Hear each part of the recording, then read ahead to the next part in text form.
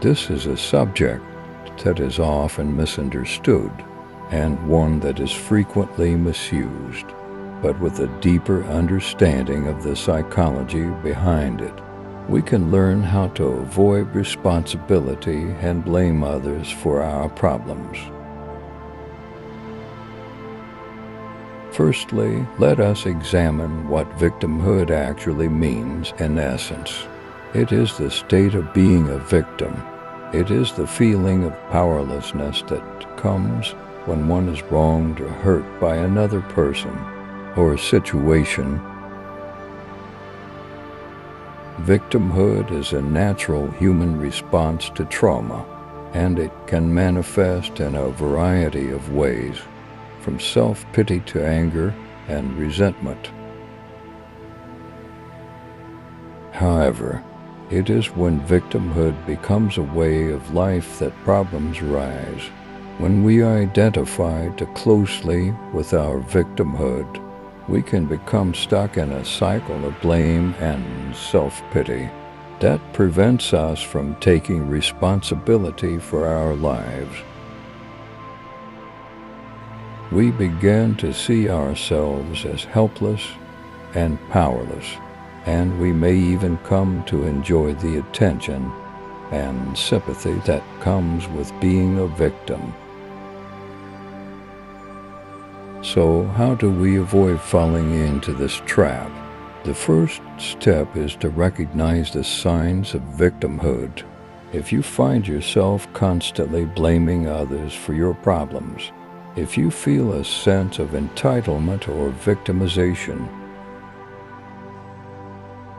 or if you are always seeking sympathy and attention, you may be stuck in a victim mentality.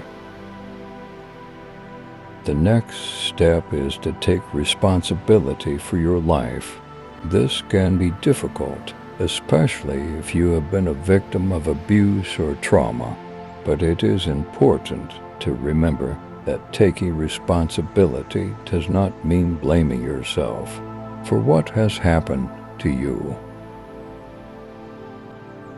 It means acknowledging that you had the power to change your life and that you can choose to move forward in a positive way. One way to do this is to focus on your strengths and abilities rather than your weaknesses and limitations. Take time to reflect on your values and goals and make a plan for how you can achieve them. Surround yourself with positive, supportive people who will encourage and motivate you. Another important step is to practice empathy and compassion. When we are able to put ourselves in someone else's shoes, we can better understand their perspective and motivations. This can help us to let go of resentment and blame, and to find a more constructive way to deal with our problems. The comfort of victimhood is a powerful force that can prevent us from taking responsibility for our lives, but by recognizing the signs of victimhood, taking responsibility for our actions, and practicing empathy and compassion,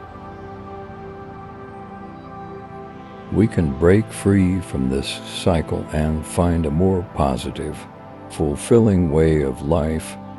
Thank you for listening, and I hope you found this discussion both informative and thought-provoking.